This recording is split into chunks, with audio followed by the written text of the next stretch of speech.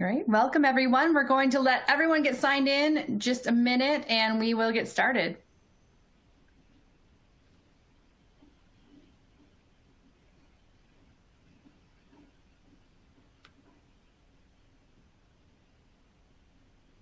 Just letting everyone get signed in. And I think we're ready to go. So good afternoon or good morning to our friends on the West Coast. Thank you so much for joining us today. We are going to talk a little bit about developing an outcomes-based virtual learning plan. I'll take you through the agenda. We'll do some quick introductions and get right down to business. So today we are going to take a look at Azia Learning and their vision of transformation in online learning. We'll look at building a foundation of virtual learning and then actually talk about developing an effective plan. So something that you can take with you. We'll have plenty of time for Q&A. Feel free to drop your questions into the Q&A box within your webinar platform.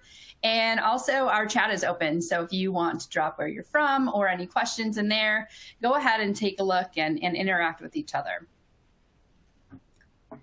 Before we get started, I just wanted to take a moment to talk to you about CLASS. We are the sponsor of today's event, and CLASS is a virtual classroom transforming the way the world learns. So we have taken all of the teaching and learning tools that typically happen in a face-to-face classroom and have added that to Zoom. So we're looking at student engagement tools, automatic attendance, proctored exams, seating charts, classroom management tools. We just really like to take everything that was done in that physical classroom and add it to Zoom and the video conferencing tools that are there. So just really looking at focusing on student engagement and creating a highly effective experience for both learners and instructors. So with that, just wanted to introduce myself really quickly. My name is Kim Oppelt. I am the Director of Community and Advocacy here at CLASS, a licensed school counselor, so by trade, and have spent about 13 years in ed tech. Just really excited to be part of CLASS and to be following educators across the globe. I'm going to allow Robin Gonzales to introduce herself as well. Thank you so much, Kim. My name is Robin Gonzales. I'm the CEO of Azia Learning and the Chief Innovation Officer of the Launch Education Team for the new Illinois Virtual Schools and Academy.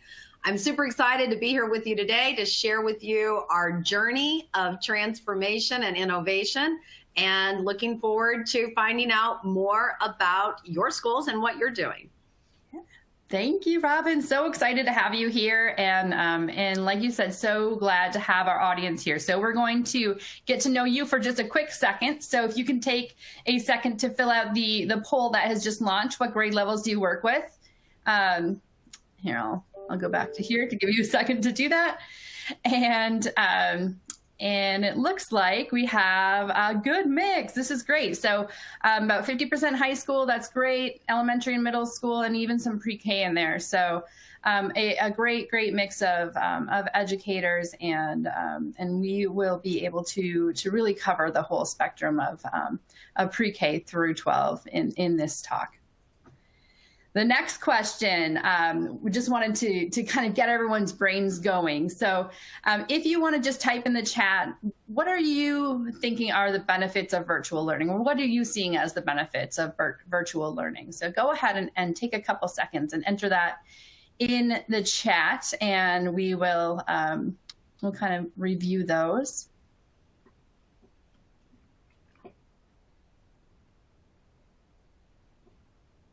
And really, it's just to get that group chat going. So this is good. I see a lot of people in here. This is great. All right. Self-paced.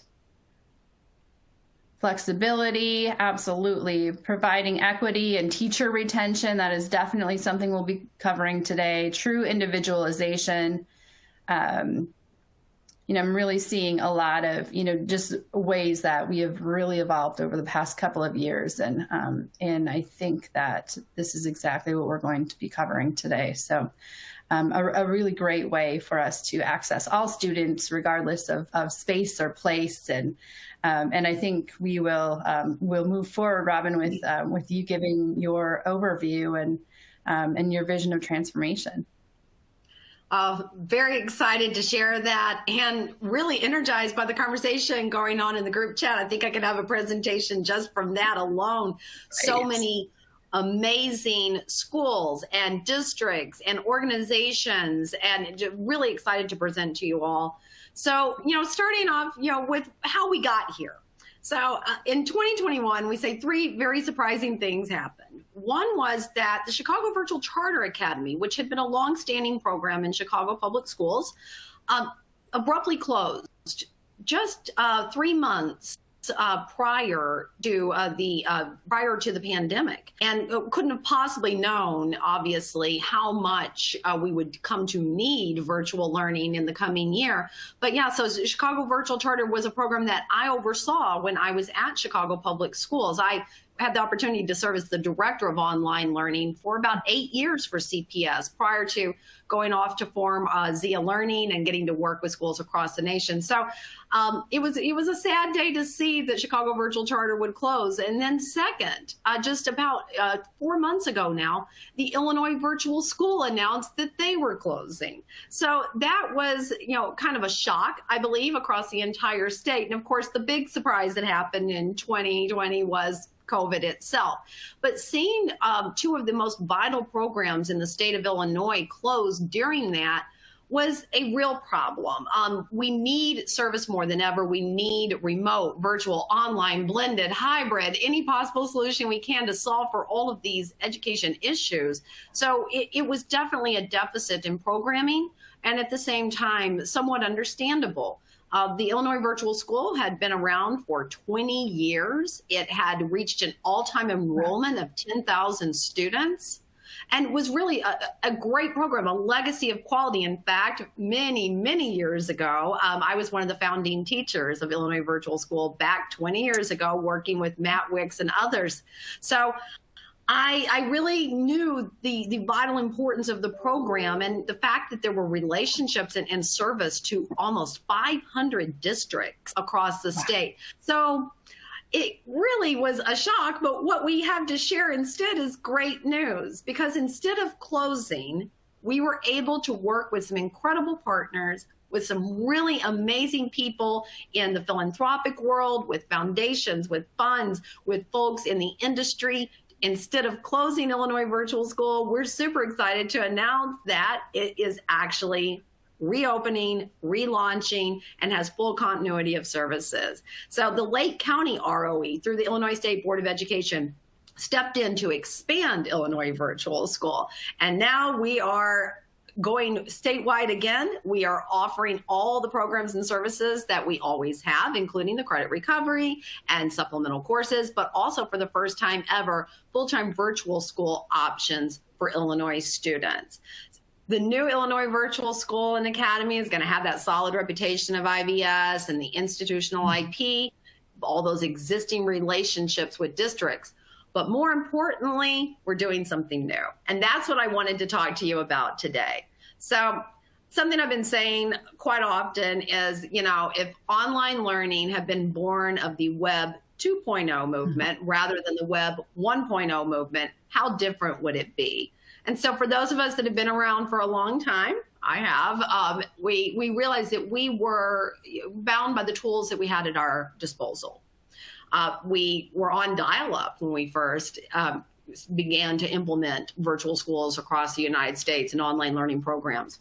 We didn't have built-in video capabilities at the time, and quickly, started to integrate those type of tools. But we, at the end of the day, the availability of high-speed internet really hampered what we could actually deliver and do. It's my contention that we probably didn't progress as quickly as possible as technologies changed, because in large, a lot of us that have been in the programs for a long time realized that we were serving somewhat fringe populations. We all have stories of the students that we've served, and many of our stories are about students who had no other means to graduate, who were using this for, at-risk populations, credit recovery, pregnant and parenting teens, incarcerated youth. The programs that I built were grounded in that type of work, and how could I provide opportunity and increase equity in my district in Chicago, across the state. On the other end of the spectrum, we have the stories of students who were high flyers and needed more advanced placement, or elite athletes. But at the end of the day, we were serving these two ends of the spectrum. And then all of a sudden, online, remote, hybrid, whatever we're calling it these days, became a program for every student. And now that it is ubiquitous, I think people are really stepping back and saying, is this our moment? Is this our chance? Do we maybe have the funding available and the wherewithal and the momentum and the backing to do something really different? So what we're taking a look at, speaking of looking at going back to things like distance learning. What can we learn from the work that we did with distance learning models? What can we learn with the work that we did in blended learning, which a lot of what I did involve blended learning programs with the students that I would work with. And someone mentioned in the chat earlier, things like that you can learn time management and organization skills and all these executive functioning skills through these programs, but someone has to teach those skills. So we're thinking, how could we combine blended learning supports, applied and project-based learning, and remote or distance learning technologies into an entirely new online learning model? So for me, it's about combining the best practices of all of these different pedagogies to create something entirely new. So what we're looking at here is the framework for facilitated virtual blended instruction, or VBI. We piloted this program with a successful model in Cobb County schools, where we were working with shared synchronous instruction at the time during the pandemic. And we built that model on proven pedagogical practices, practices from distance learning, from remote, from what we've all been doing in the online space. And I'm going to skip to the next slide because I can read it a lot better, but it's the same information in a little bit easier to read format. So the components of virtual blended instruction, there's an emphasis on project-based learning. And again, for those of us that have been working in the online space, a lot of what we do is asynchronous. A lot of what we do is self-guided. We want to step back from that and say, in certain instances, we believe that we have shortchanged working with students in a more differentiated fashion, providing opportunities for personalized learning. So instead, we're putting this new emphasis on applied and project-based learning. We're allowing for daily live synchronous instruction. Now, I want to stop right there and say, we know that what also did not work was sitting in front of a camera all day, every day during the pandemic, and students expected to be on camera all day and teachers expected to teach on camera. That didn't work either. We know it's a nice balance, and that's what we tested out in Cobb, that shared synchronous instruction model that allows a rotation of instruction, that allows for differentiation, that allows for small groups, collaborative practices. So when we say daily live synchronous, that's for a portion of the day. So picture, for those of us that have been around with all the different models back from Michael Horn and others, picture a station rotation model, but instead of the child moving, the instructional modalities are moving. And it's also focused on the classroom environment, on teaching and learning. And again, that differentiation of instruction, providing multiple means and paths for students to learn and multiple opportunities for them to show what they know. That's, true personalization. So we're calling that digital voice and choice. We like to say that we're starting somewhere different to build something new. So that's a lot about our partnership with class.com. We wanted to not be completely confined by the traditional learning management system. Of course, we're using a learning management system. We're using traditional courseware, but we did not want that to be the driving force behind the instructional model. Instead, we want to create this environment of what we're calling connected learning. So to me, it's the difference between a course-centered environment versus that learner-centered environment. So an analogy that I'll sometimes use is that if you were to ask a pre-pandemic child if they were learning online, hey, what are you doing? Oh, well, I'm logging into my course. Well, what is that? what's your online course? Well, my course, it has things like content and quizzes. It even has some cool video components. I have a discussion board where I can post and a classmate or a teacher will reply to me sometimes today or tomorrow or within the week. And I get a chance ever so often to communicate with my teacher. I'm logging into my course. If you asked a student during the pandemic, what are you doing? Well, I'm logging into class. Now, that's not just a plug for class.com, by the way. I'm logging into class. What is that? Well, that's where I go, and that's where my teacher is, and all my classmates are there, and that's where I get to talk with my peers and collaborate, and I'm going to present a project today. It's the difference between focusing entirely on a course versus creating a learner-centered classroom. And that's why we were drawn to those specific technologies, but more importantly, to this different way of delivery, to a new pedagogical approach. So that's, where I kind of draw that distinction is, again, how can we create learner-centered environments for online learning programs? With our partnership, we're creating what we call a digital campus experience. Again, that fully differentiated curriculum, but with applied and project-based learning built into our courses. So we're stepping back and rethinking the curriculum and building in live learning moments, and not just from our teachers, by the way. So thinking kind of back to the past, for those of you out there that ever did distance learning or ran a distance learning room, and we would do those cool virtual field trips. We're bringing the cool virtual field trips, experts from around the country, live learning from museums and partnerships and institutions. We're bringing that back, and we're doing it through a really cool vision of digital voice and choice, where students can choose to learn from experts, choose to learn from universities, choose to participate in live field trips, and bring that into that applied learning experience. We're also turning up the volume on student success centers. I know that my students, and when I taught at Benito Juarez and taught in one of the first blended classrooms 20 years ago, I know that what was the key to their success was empowering them with a certain skill set. So things like time management, goal setting, organization skills, communication skills, and being able to teach those skills, but also being able to reinforce them and being available. So what we want to test is the things that make blended learning so effective.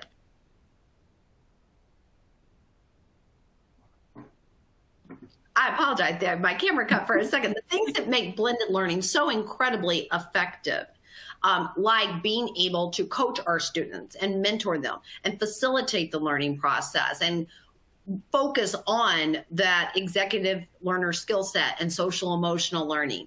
Is it the fact that we're physically present with our students, or is it the fact that we're readily available?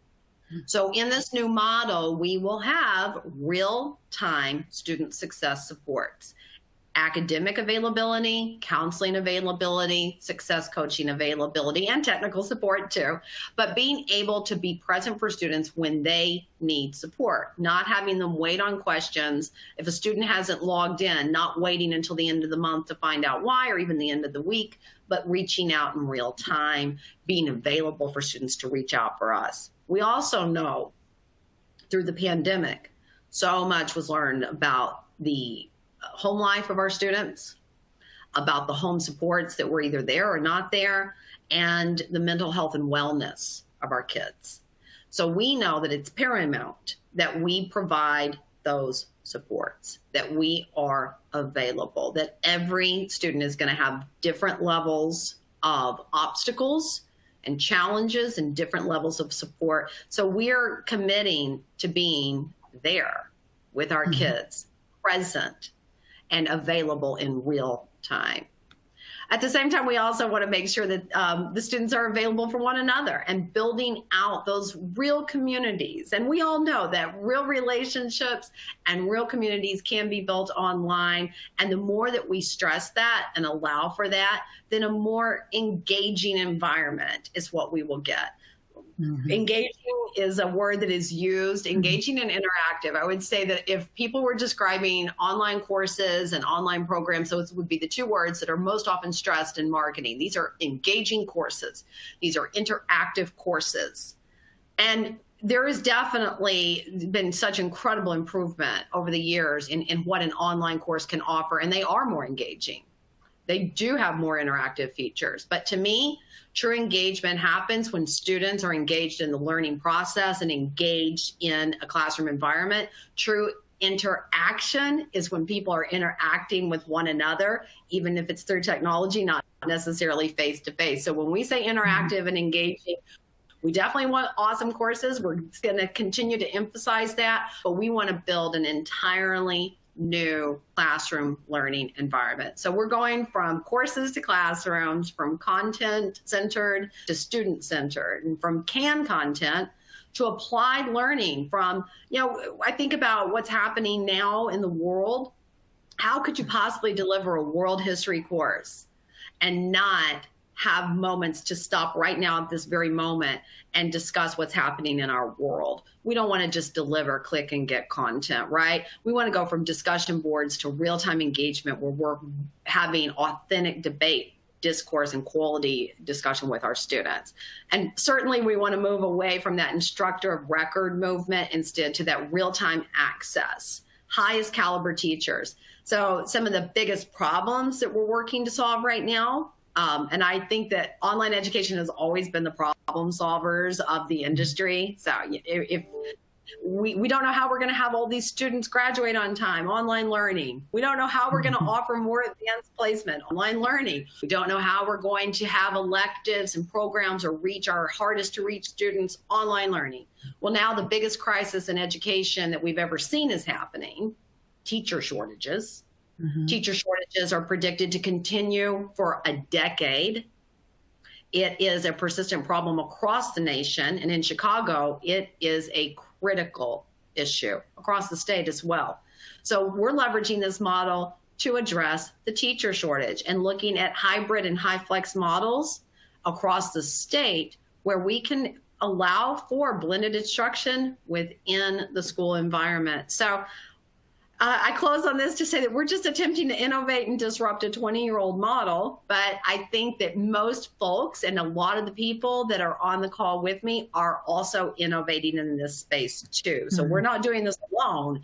This is a nationwide innovation effort, and I'm super excited to know that there are so many people in the industry out there with me who are working in this same space and working with us to develop a better learning environment for kids. So I'll kick it back over to Kim to tell you more about how we're doing it. Absolutely. Well, thank you. It's just so inspiring and refreshing to see the focus on really reinventing how virtual learning is taking place. I was a school counselor at a virtual learning school. It feels like decades ago, I bet it was, but just the leaps and bounds that have happened within a year or two. And it's really, people like you and organizations like yours that are really pushing the envelope and making true change happen, true sustainable change. So thank you for that. I have been monitoring the Q&A and the chat, and I'm so excited about all of the great conversations that are happening. I just wanted to pause for a quick couple of questions to follow up on some of the things that you've said. Unfortunately, we're not going to be able to get to every question, but there are some really good ones in here and some important ones. So just to kind of set the stage, one of the questions that came up is, can you articulate how you define or compare or just kind of delineate between blended and hybrid learning? Sure. Yeah, those definitions, I'm telling you, there's so many different terms out there. So blended learning is typically defined as an online course or program or virtual learning opportunity that takes place in a brick and mortar environment.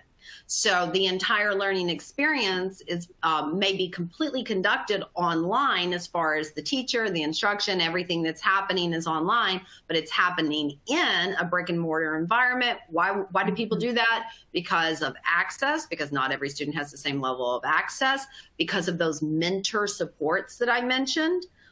Where you might have a mentor in the classroom, but not the classroom teacher. And then also because of accountability. So a lot of schools who use blended learning for credit recovery programs don't count on the kids to do it independently and on their own. So they encourage that they do that in a face-to-face environment. Hybrid is where it's a little of both. So your teacher may teach you physically 2 days a week, and then teaches you online 3 days a week, or any combination of what I just described. But you've got so picture one where the teacher is both online and physical with you, and blended, the student is always online, but the environment may be face to face. I hope I did an okay job. That was great. That was so great. A couple of others that I just want to tackle really quick, and some I will leave for the very end. But one surrounds learning outcomes, and a question surrounding, should we adjust our learning outcomes, our expectations in virtual learning versus face-to-face learning? Sure, absolutely. So I see that question has come in from Eeyore, who's joining us today from the Ukraine. So I noticed that in the chat. So we're thinking, praying for you, your family, your country, and I'm sure everyone on this session is wishing you and praying for you the very best. Absolutely. The learning outcomes in face-to-face. So I'm glad you asked this question. The University of Chicago did a comprehensive evaluation of face-to-face versus virtual and around Algebra 1 outcomes. And that was about 6 or 7 years ago. So you can look that study up in Chicago Public Schools. And I am sad to say that the face-to-face environment had much higher outcomes than the fully virtual environment. And it was kind of a landmark study, and a lot of people looked into the factors there, and we're looking heavily into those factors as well. In that same study, they talked about a glimmer of hope. And the glimmer of hope in that study was blended learning, that if the virtual environment, if the virtual students, online students, were taking those courses but doing it in a blended environment, that they actually had similar outcomes to the face-to-face. Now, what are we trying to prove? We're trying to prove, again, that I mentioned during the presentation, that it wasn't the fact that the kids were in a physical environment that made the higher outcomes. It was the fact that they were getting real-time support. It was the fact that they were getting real-time answers, that they were participating in real-time discussions. And that's what we're leveraging this technology to replicate. And we're actually doing a comprehensive evaluation and research study to follow up on that research. So please check back in about 6 months, because we hope to have dispelled the myth that you have to be in a physical environment. I think what you have to have instead is real-time support. Absolutely. Absolutely. That is a great point. And I think a good jumping off point to our next section of our presentation, which is, taking this concept and this, amazing vision and putting it into to your own plan. And feel free to jump in as we go through this, and we'll have other questions as well and continue the chat. But wanted to just take some time to talk about the concepts behind developing a virtual learning plan, places where you can see yourself in your institution, and then putting that into a real live nuts and bolts checklist and activation plan. So we'll move forward, and then also keep those questions coming, and we will have time for those in just a few. But I think this image is exactly what we've been covering all day long. Is remote learning here to stay? Yes, but it needs to get better, right? And I think, Robin, that's exactly what you're trying to do in just reinventing this whole process. And it's working for so many students, and I think a lot of people learned that they can be mobile in these times, and students have found out that they are great learners from a virtual environment, and it can only get better as we improve the process. So at class, we've been taking a deep dive into looking at where our institutions are in redesigning their classroom. And that's really what we're looking at, whether we're in person, whether we're hybrid, whether we're fully in a virtual mode. And what are we looking at as we transform into this new hopefully post-pandemic era, or just living with this pandemic era. But we're seeing that there is, we're looking to redesign for choice and flexibility. We're looking to maximize our virtual effectiveness. And then, as Robin alluded to, we're looking to spark that teacher potential. It's been a long 2 years for teachers, and we need to figure out how to re-engage and really, find again that passion for teaching that there was so much of. So just to dig into each of those concepts, when we're looking at redesigning, we're really looking at redesigning for choice and flexibility. And this is exactly what Robin is doing, looking at learning loss and retention, individualizing instruction, and just making sure that we're addressing the needs of all students. And from our previous question, our poll question earlier on, I saw a lot of that individualizing instruction and just making sure that we're addressing the needs of students, of teachers, of administrators, and making the best experience for each of them.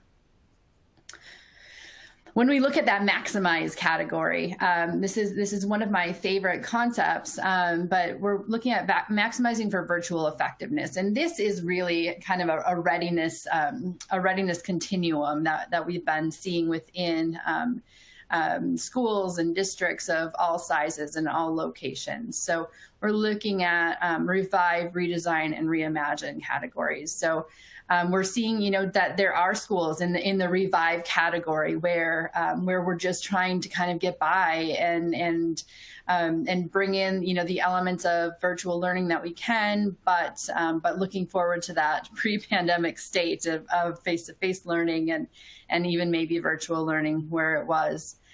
The redesign state is where we're seeing schools and districts that are looking at what they had and what they have, and then what maybe they can insert into the conversation. And we're seeing a bulk of our organizations in this area where they're enhancing their online instruction. They're offering it to more and more of their students, and they're taking a look at how they can kind of reevaluate and really redesign how learning is happening in their school. And then reimagine is right where I would put Robin. This is the visionary. So this is where we're seeing a handful of schools and districts really carving their path and making a whole new experience and changing expectations and their approach to really how they look at and deliver virtual learning. So with that, I know that's a lot to take, but I wanted to take a look at where you all are in the audience in this stage. So quick poll: what phase of redesign is your school or district in? Go ahead and take 5 seconds to answer that one. We'll take a look at the results. And it's not popping up quite yet. All right, it might not be working for me. That's okay. Oh, let me see. There we go. Oh, now I see it. So looks like Reimagine. This is so great to see. This is so great to see that we have so many people, and probably why you're here, but so many people that are looking forward to reimagining how virtual learning occurs in your school or district. Redesign is just right close behind, and this is exactly what we're hoping for. So congratulations on being that future focused school or district and probably leader within that area, whether you're a teacher or administrator or support staff, anything like that. We're just really thankful for that and looking forward to building a plan with you. And then finally, sparking that teacher potential. And, teacher, like it says here, teacher recruitment and retention are critical priorities. We are losing teachers like crazy. I think this was obviously a hard couple of years for teachers. They were expected to go above and beyond. They were expected to do things that they weren't trained to do, and things that, honestly, they weren't passionate about. So now how do we take all of these virtual learning tools that have spun up, all of these not all these models, but these models that have spun up, and really harness them and re-spark that teacher engagement and their potential and put teachers back into the driver's seat where they're doing things that they know and love. So one thing that I think was a question in our Q&A was, what are the indicators of engagement in virtual learning? So, what do we think about when we're looking at virtual learning?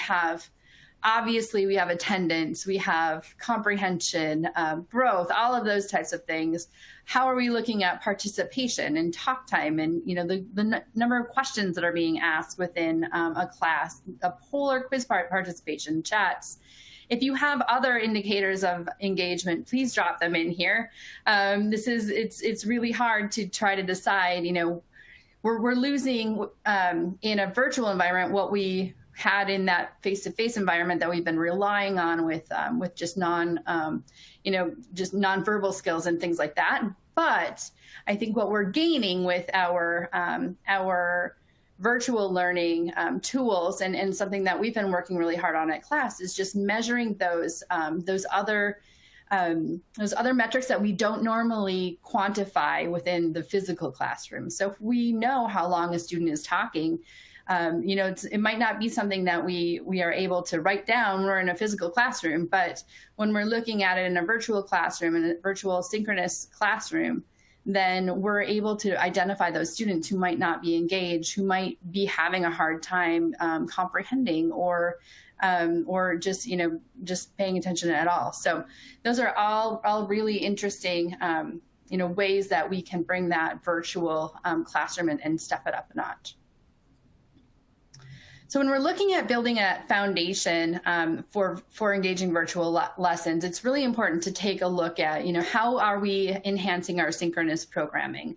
How are we upping our game when it comes to that face-to-face time? And sometimes it's brief face-to-face time that we really do have with students in an online setting. So making sure that we're paying attention to their questions and getting students to talk to each other. There are some tools I think I might be able to highlight later that really put students in the driver's seat when it comes to facilitating conversations and presenting and just having some meaningful conversations instead of just kind of listening in a Zoom. Paying attention to those SEL and 21st century skills, non-cognitive skills, and making sure that we're, addressing those things that, again, might not be coming up in an informal conversation as they would in a physical classroom. We need to obviously ensure that access to technology. So there's been so much funding that has been coming out over the past couple of years when it comes to devices and access. And we've seen, a lot of resources going into, both of those things. And then do you have the software too that goes along to support all of those devices? And do you have the training that's backing this up as well to make sure that families understand how to use the technology and the access points? I'm not going to touch too much on this because I think Robin covered this so well, but personalizing student learning and making sure that we're differentiating assessments, we're looking at student strengths and learning styles and just looking for that real-time evaluation mid class that we can do now with technology that maybe we didn't do over the past couple of years of virtual learning. And then ensure persistent engagement. So, are we monitoring? Are we adapting to what's happening in our virtual classrooms right now? Are we making sure that we're on top of engagement? And instead of taking a look at our metrics at the end of the quarter, are we looking at them real time within the class, not just at the end of the class, and just assessing it and readjusting as needed. And then obviously, our lessons and activities differentiated so that they're reaching the needs of all students. So then taking all of that base, how do we move forward into building that effective learning plan? And when we've taken a look at it, taking a look at what other people have done and really collaborated and combined all of these things, it does look like this. So conceptually, it looks like this. It looks like, building your objective, checking out the utilization, building a toolkit, and then measuring your success. And when you're taking a look at, this daunting task of really building your own virtual learning plan, whether it's in your own classroom or in your school or in your district, I think, three main questions. So who's your audience? What content will be delivered? And what high-level outcomes are you looking for? And it's really interesting when you get everyone into the room on this and seeing what everyone has to say, right? It might not be all the same objectives that everyone has, or, you know, everyone might not be on the same page. So even though these look like three simple questions, just might take some time to talk through it and, you know, determine who really your audience is. It obviously is your students, obviously is your families, but make sure that you're considering your educators and your support staff and everyone who is surrounding the student and making this happen. And then the second was virtual learning utilization, sorry. So what are the details? What are the nuts and bolts of your virtual learning experience? And again, these things look very simple from a high level, but you need to determine how you're delivering your virtual learning. Are you going to have students, you know, half and half? For 2 days a week they're in your classroom, for the other 3 they're hybrid? Are you designing your lessons so that you're getting the best of both worlds? Are you building a virtual learning plan just for emergency situations? So when a classroom is shut down, there's a snow day, things like that. Also, you know, very valid and worthy of a plan. Your synchronous versus async expectations. Again, something Robin touched on is, you know, are you kind of mixing it up and allowing students to step away from the screen? And then when you're doing that, are your lessons and your objectives aligned with what is going to be most effective for those students? What technologies will you be using? And then what is the time commitment for students and teachers and other stakeholders? Because if we think back to that, the re-sparking teacher potential, then we're not wanting to burden anyone with plan after plan after plan. We want to maximize the effectiveness and give teachers the tools that they need to have a fun, engaging experience. Same with students. We don't want them just sitting and listening all day long. We want to provide them with the tools that they need to have a great, fun experience that they get a lot out of. So with all that, you know, it's great to have a virtual learning toolkit. So as you're developing your plan, taking a look at what content you have. So are you using slides? Are you using whiteboards, videos, polls, quizzes, collaboration tools, things like that? I'll show some pictures in a second. Engagement tools, what are you using to engage your students? And then what kind of accessibility do you have for your students? So just as an example, you know, if you're looking at the content that you're using in your virtual learning classrooms, are you using polls? Are you kind of mixing things up, just like we did in this presentation, where we have you in the chat, we have you answering polls?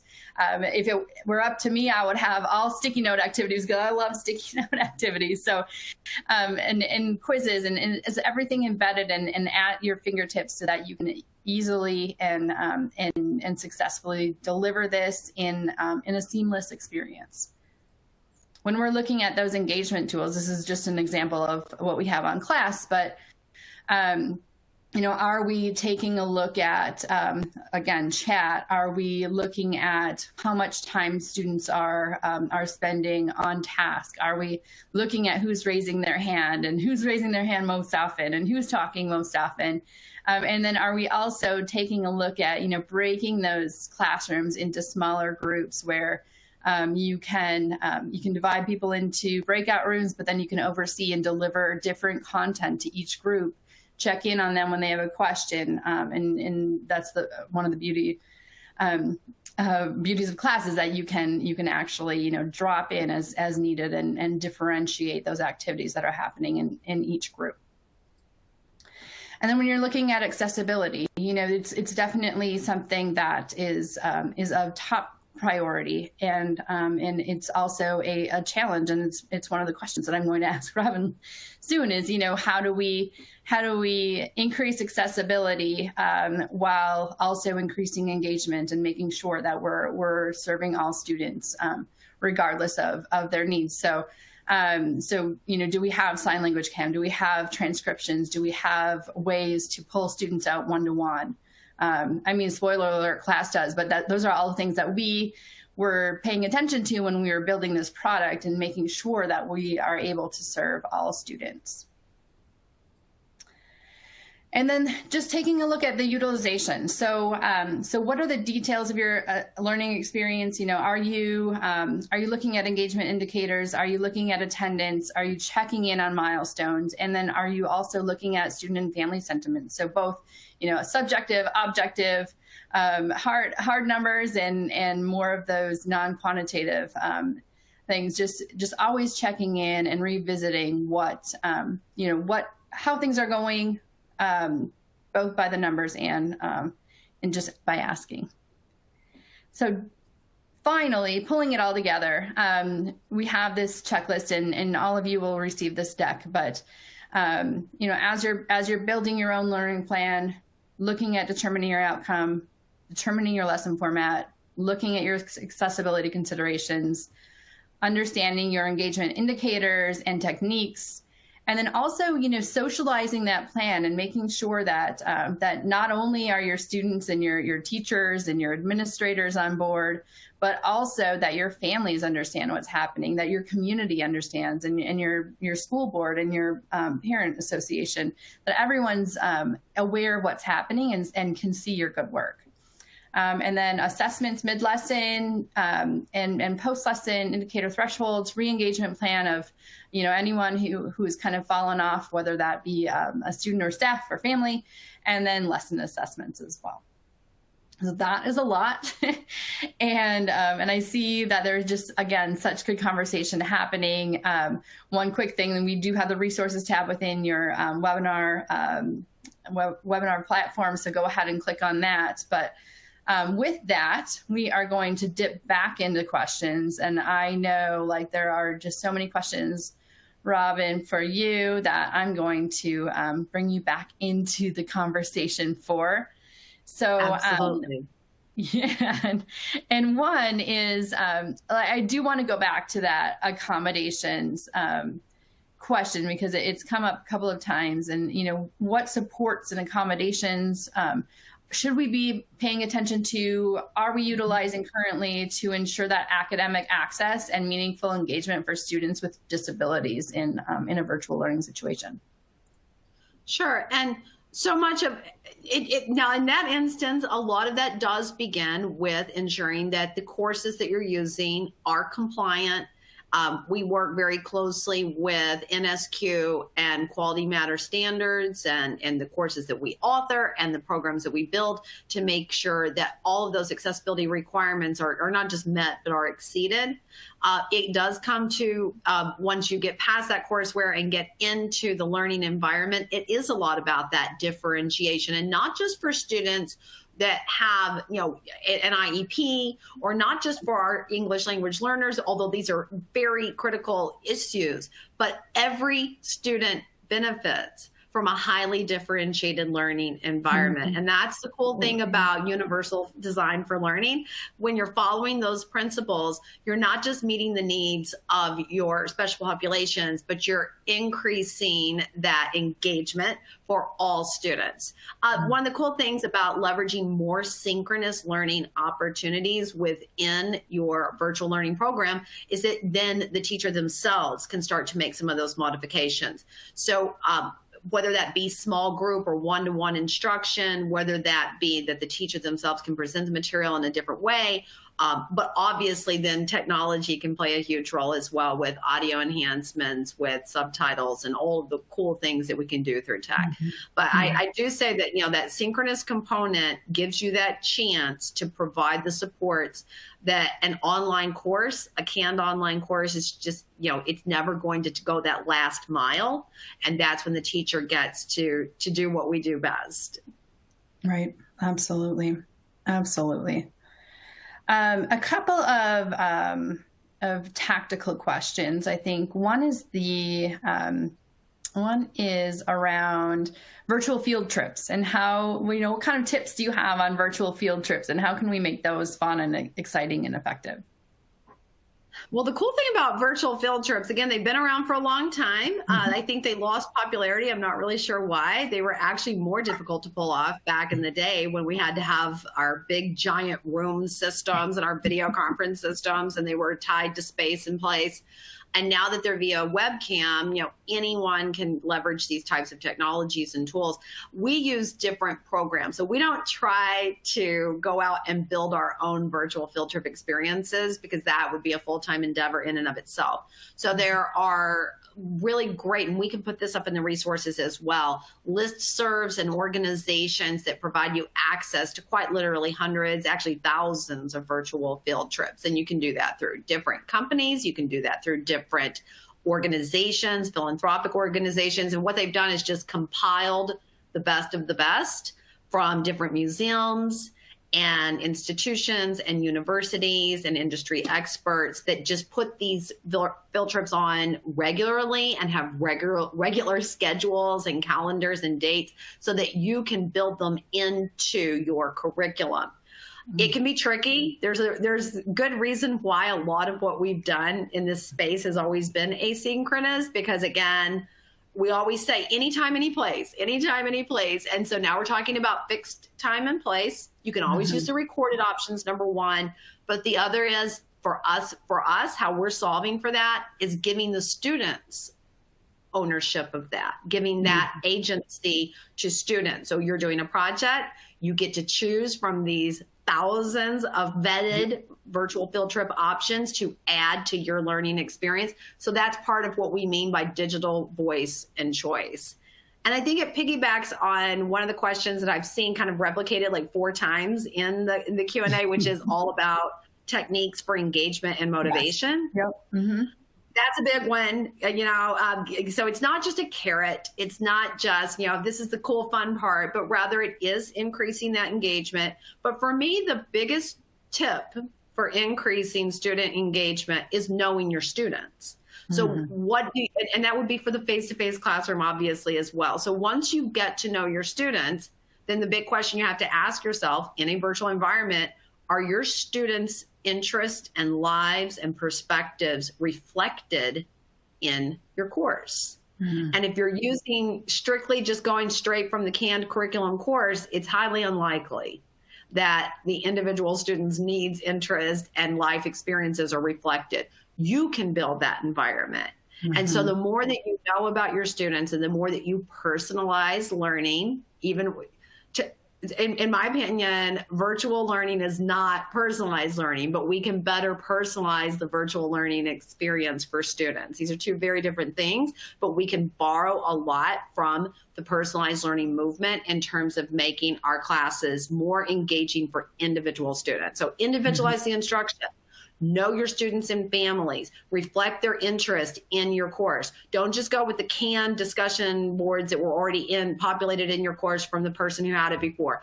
Learn more about your kids. Learn more about what they're interested in. Let them drive some of the discussions. I love to let my students help me come up with what are the discussion questions? What do we want to discuss today? What are the topics? Again, voice and choice in the virtual environment.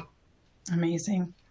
And I think on that note, I would like to just kind of filter into my final question. And for those of you who we weren't able to get to, I'm so sorry. And my contact information is here, and feel free to follow up, and we'll send this out, this recording out, and hopefully we'll be doing some other topics on this, or some other presentations on this topic. But I think, looking at what our objectives for this presentation and what everyone's come here for, and just to learn about, launching their own learning plan, what kind of advice do you have for those who, might be in that redesign phase where they're looking to really take that next step and jump off and make the next generation of virtual learning really take off at their school, in their classroom, their school, or their district? Well, I think, it's a matter of taking what we've done in the legacy of online learning, but being willing to listen to what we encountered and what regular classroom and teachers learned during their remote experience. I think a lot of us were surprised that the the traditional classroom teacher and districts, they were more drawn to what is now being termed remote learning. I would have called it distance learning, but nobody asked me. So what can we learn from their experience? Because there was a reason why they were drawn to live instruction. And part of that was, they needed to be with their students. They needed to be there for their students. And what were the drawbacks, however? So they, a lot of energy and excitement around remote learning those first couple weeks, and everybody was doing their choir performances online, and everyone was super excited. They were super exhausted by the end of the year. So what worked, though? What can we borrow from that movement? What can we learn from personalized learning? Why does blended learning work better? How can we adopt some of those practices? So we're rethinking that, and we're creating models. We're sharing those models out as well, by the way. So it's a matter of taking a look at what works pedagogically and how does it translate to the virtual environment. So I would say be willing and open to change. We've been working at this for quite some time, and I feel like a lot of us felt like we had perfected it. And then everything changed. So I would say be willing to be open to rethinking the entire model and the possibility that maybe it is time for a full refresh. We've got a lot more tools and technologies available than we ever did at the beginning of this endeavor many, many years ago. So maybe look at a full redesign, and we've got some really cool paths that we can follow, and we'll be sharing our journey, and we'll be researching it as well and publishing those results. Amazing. Well, I can't say enough. I can't say enough about our audience. Thank you so much for your online engagement and really, putting this to the test. And it was great to meet so many of you in chat and through Q&A. And Robin, I mean, I can't even begin to comprehend like what's ahead of you, but you are moving mountains, and I'm so excited to follow you and your team along in this journey. And congratulations on your work so far, and congratulations in advance on what is yet to come. So thank you for joining us today.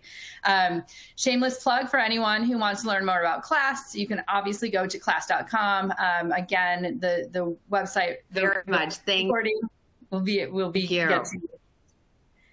Yes, thank you so much, and we hope to connect with so many of you soon. Thank you, Robin. Thank you.